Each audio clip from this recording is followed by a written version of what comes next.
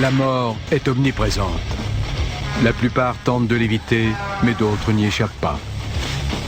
Chaque jour, nous menons une guerre contre les microbes, les toxines, les blessures, les maladies et les catastrophes. Il existe un tas de façons de mourir. Le simple fait de survivre est un miracle. Car chaque jour de notre vie, 1000 morts insolites nous guettent.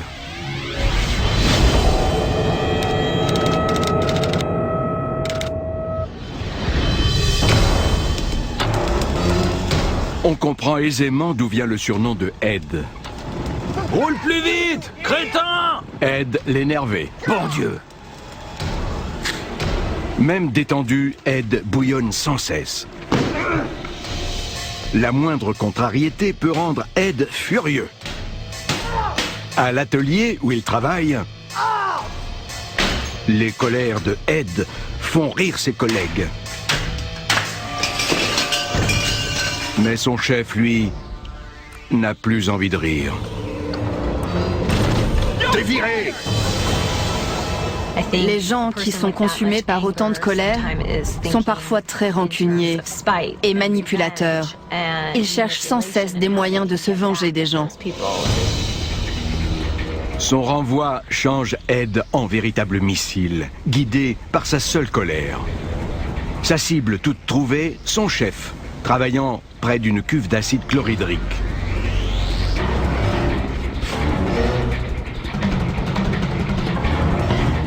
Ed s'attaque à son chef et finit immergé dans un bain d'acide chlorhydrique. Une personne qui tomberait dans une cuve d'acide chlorhydrique subirait, j'en suis sûr, une mort atrocement douloureuse, parce qu'il subirait des brûlures simultanément sur la totalité de son corps. L'acide ronge rapidement la peau, fait fondre les globes oculaires et se déverse dans la bouche. Une fois dans le corps, l'acide détruit les organes vitaux en quelques secondes. Il est sûrement entré en état de choc, non seulement à cause de la douleur insoutenable, mais également à cause de la quantité de fluide perdu et des dommages subis par l'organisme. Ce n'est pas seulement le dernier jour de travail de Ed. T'es viré! Sa rage bouillante et incontrôlable a fait en sorte que ce soit son dernier jour tout court.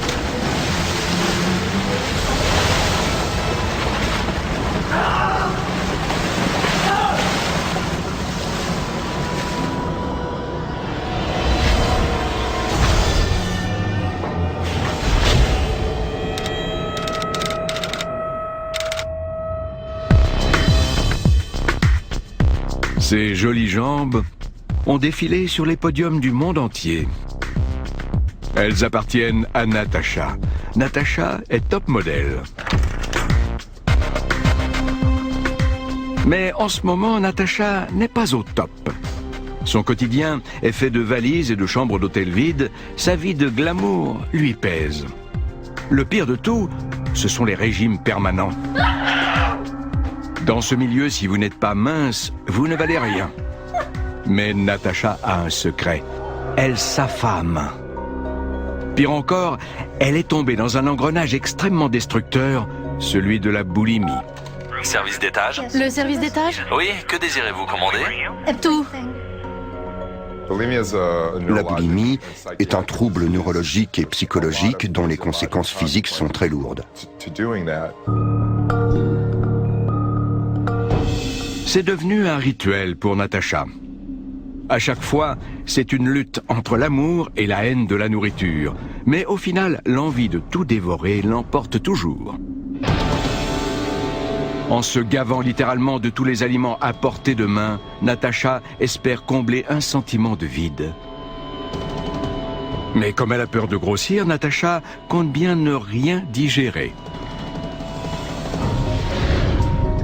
Un estomac normal a une contenance d'environ 9 décilitres.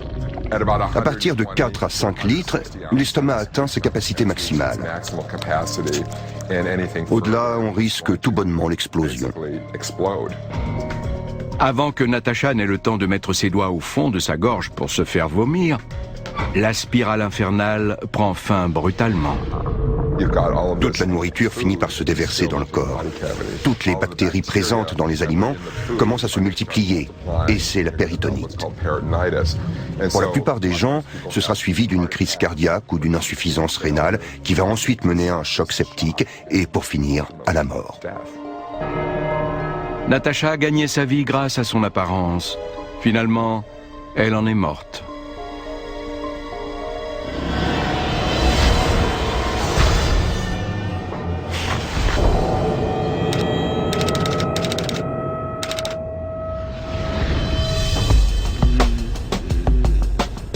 Phil Harton est un consommateur de porno à plein temps. Il vit pour ça. Il n'aime que ça. Wow. Il ne lit que ça. Il en a besoin. Phil a de la chance. Son boulot au magasin de pneus lui permet de travailler et de s'amuser en même temps. On devient accro au sexe comme on devient accro à la drogue ou à l'alcool, simplement en surconsommant. Pour ces personnes, ça devient plus important que leur famille ou que leur travail. Et peu importe si ça finit par détruire leur santé, ils ne pensent qu'à ça, jour et nuit. Phil pense que son addiction est sans danger et il ne fait de mal à personne.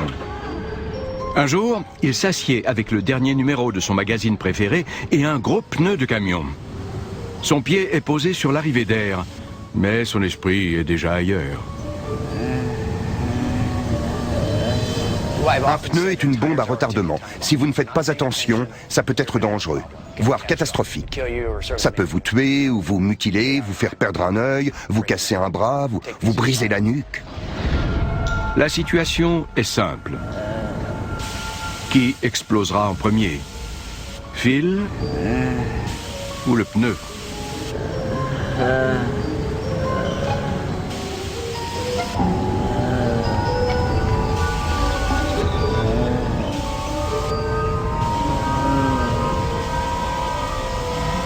Le pneu et la jante en acier explosent simultanément, en voyant un lourd débris se loger dans la tête de Phil qui se trouvait à moins d'1 mètre. La force d'un gros morceau de pneu projeté à la tête peut être suffisamment grande pour causer un traumatisme au cerveau. Dans ce cas précis, des éclats ont carrément traversé son crâne et ont directement endommagé son cerveau. Cela peut entraîner un choc neurogène et la mort. Vous savez ce qu'on dit? Le porno, c'est mauvais.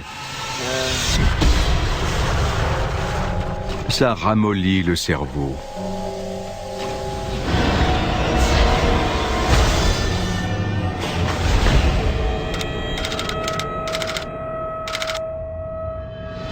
Je bois un peu de vin pour me calmer. Qui se souvient de l'époque où le médecin venait à domicile? Pas grand monde. Je n'ai jamais fait ça. Ça va aller.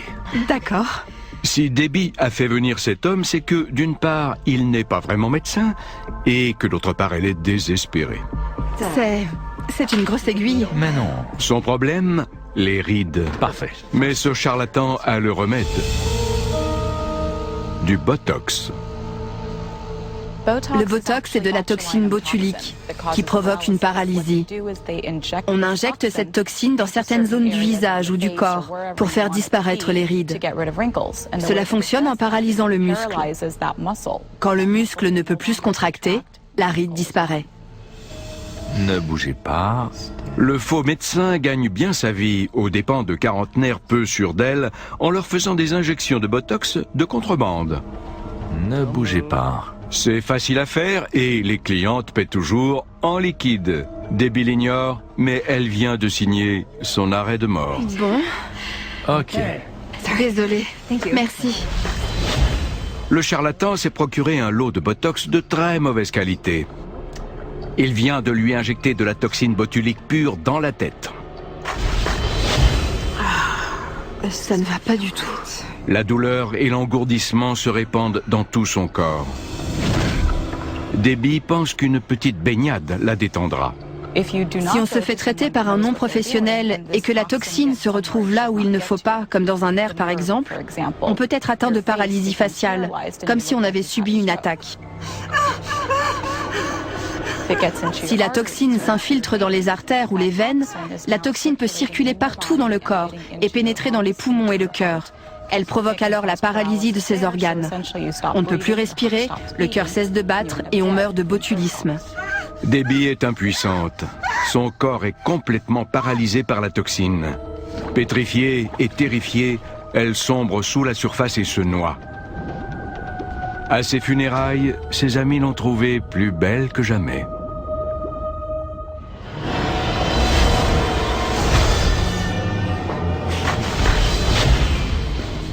Dans un instant, deux crétins délirent avec du chocolat et finissent au paradis. Et quand ce médecin dit « penchez-vous en avant », il s'adresse à son infirmière. Je suis prête pour mon examen pulmonaire. Vraiment.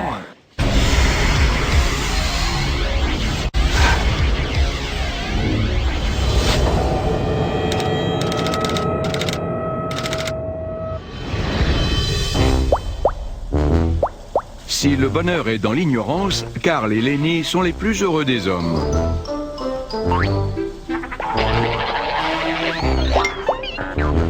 Comment les décrire? Des imbéciles respirant la joie de vivre. La moitié de cervelle qu'ils se partagent est suffisante pour leur boulot d'aide cuisinier. Avec si peu de jugeote, ils sont prédestinés à mourir plus tôt que la moyenne. Carl et Lenny ont une idée géniale. 2 sacs de poudre de cacao et le combat peut commencer.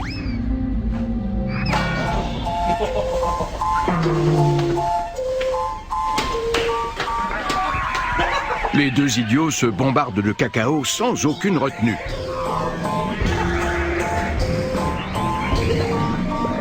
Si Carl et Lenny étaient un peu moins stupides, ils s'arrêteraient en comprenant qu'ils sont en train de suffoquer dans l'air chargé de poudre.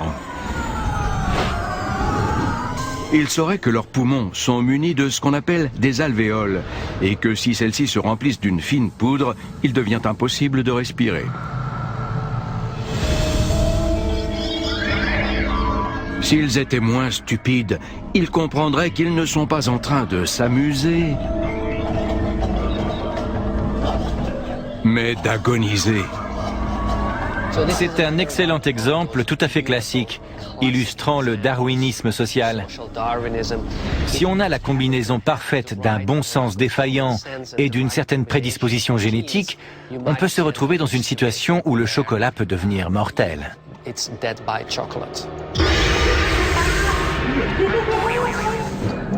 Carl et Lenny, 2 hommes aussi stupides que leur mort.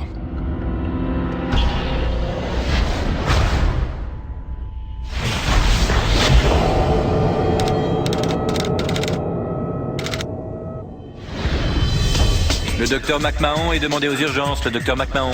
Vous n'avez jamais remarqué, dans les hôpitaux, on a toujours la sensation bizarre que des gens s'envoient en l'air. Et qu'est-ce que j'examine aujourd'hui?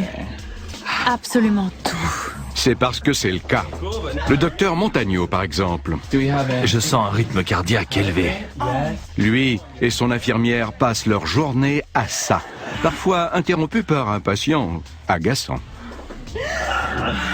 Docteur Montagneau, votre patient vous attend. Oh, c'est toujours pareil. Tournez la tête vers moi. De ce côté? Monsieur O'Brien est là pour une radiographie. Ça fait mal? Pas du tout, ce ne sera pas long. Je reviens tout de suite. D'accord. Mais cela ne suffit pas à refroidir les ardeurs d'un personnel médical au sang chaud. Mais qu'est-ce que... Eh oh, vous me voyez? C'est tout simplement le paradis du voyeur. Ça a l'air sympa de travailler ici. Ah ouais? Monsieur O'Brien est tout émoustillé. Oh, mais allez, prenez-la contre le mur. Ouais, parfait. Le problème, c'est la machine à rayons X. Le sublime arrière-train de l'infirmière appuie sur le bouton, déclenchant la radiographie. Un bombardement continuel du cerveau par des rayons X est déconseillé. Fortement déconseillé. Pendant 20 minutes, le cerveau de M. O'Brien est comme un œuf dans une poêle en train de frire. En exposant une personne à des radiations continues pendant 20 à 30 minutes, en extrapolant les dosages, ça équivaut à 2 vies complètes de radiation. C'est un niveau de radiation tout à fait équivalent à celui qu'ont subi les habitants d'Hiroshima après l'explosion de la bombe atomique. Le docteur Montagno et son infirmière ne se doutent pas qu'ils font cuire un patient. Jusqu'à ce qu'il soit trop tard. Oh là là! Que s'est-il passé? Oh mon Dieu! Je crois que... Va chercher de l'aide. Notre conseil, évitez les hôpitaux, sauf si vous êtes excité.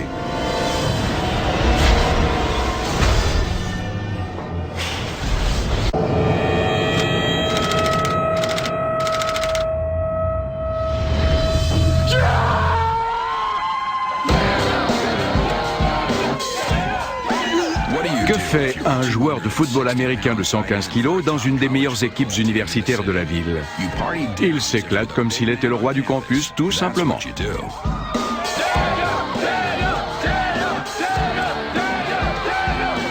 Y compris son entourage de supporters, tout réussit à Daniel. C'est la vedette sur le terrain. Il fait fureur auprès des filles. Et tous les garçons l'admirent. Un sans faute.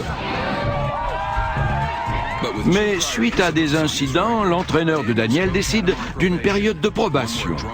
À la moindre nouvelle frasque alcoolisée, il réintégrera son ancienne fac.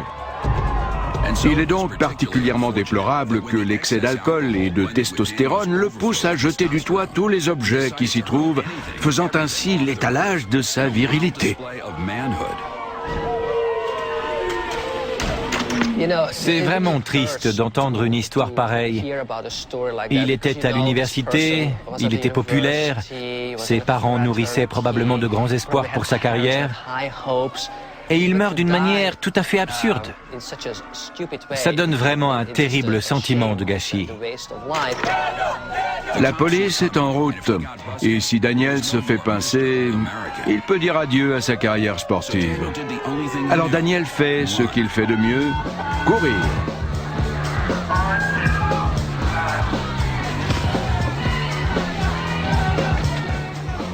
Mais il se heurte à un obstacle dans le couloir. À travers les buées d'alcool, il aperçoit un homme se dirigeant vers lui, l'air menaçant. Instinctivement, Daniel décide alors de charger son adversaire et de sauver ainsi sa place au sein de l'équipe.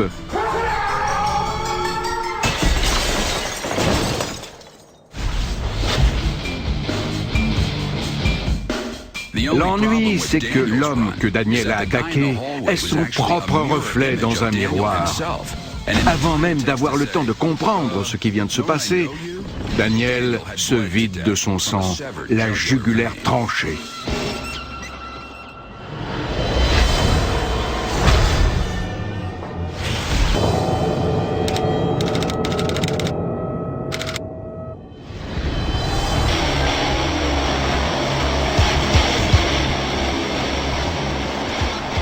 Mike Isley, un pilote de stock-car, vient de débuter une course de 150 tours quand son pire cauchemar se produit, un impact suivi d'un incendie.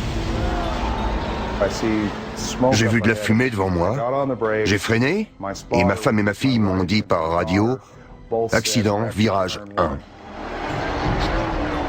Les deux voitures devant Mike se heurtent à près de 160 km/h, perçant leur réservoir et déversant de l'essence partout. En quelques secondes, Mike est pris au piège dans les flammes. L'équipe d'urgence n'est munie que d'extincteurs manuels qui ne font pas le poids face au mur de flammes qui grandit. Oh mon Dieu! Éteignez ça! Sous les yeux de la foule horrifiée, Mike Isley, devenu une torche humaine, émerge du brasier infernal. Oh non! L'équipe d'urgence vide ses extincteurs, mais rien n'y fait. Mike brûle toujours. Mike se roule au sol pour tenter d'éteindre les flammes, mais ce faisant, il s'imbibe du carburant répandu sur la piste. S'il vous plaît, non! J'arrivais pas à croire que personne ne puisse éteindre le feu. J'ai ouvert les yeux, j'ai regardé autour de moi et je voyais les gens courir en s'éloignant. J'ai pris une grande inspiration, je me suis agenouillé et j'ai attendu la mort. Bon sang! Mike brûle depuis 45 interminables secondes. Sa combinaison inifugée est conçue pour résister 20 secondes. L'équipe d'urgence revient à la charge avec de nouveaux extincteurs. Daniel vient de passer 1 minute et demie dévoré par les flammes de la tête aux pieds. Le feu est enfin éteint. À la grande surprise des spectateurs, Mike est vivant. Il souffre de brûlures au 3e degré sur 45% de son corps. Il est vivant, mais la mort n'a pas encore dit son dernier mot. Je suis mort à 2 reprises dans l'ambulance qui m'emmenait vers l'hôpital Madigan. Et je suis mort encore une fois après mon arrivée. On a eu recours 3 fois au défibrillateur pour relancer mon cœur. Peu de gens meurent 3 fois pour finalement survivre et en témoigner. J'en ai conclu qu'il est facile de mourir. Le plus difficile, c'est de vivre. Il est mort, c'est sûr.